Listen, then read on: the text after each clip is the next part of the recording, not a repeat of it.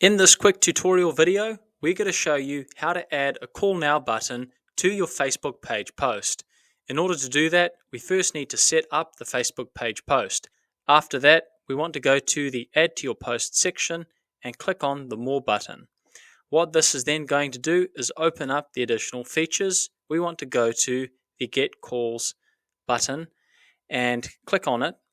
And this is then going to allow us to enter in our phone number. And once we have done that, we select Continue. As you can see now, the Call Now button has been added into the post, and we can now publish this post with the Call Now button at the bottom of our post. Here it is right here. People can now call us directly. Hope you found this video useful.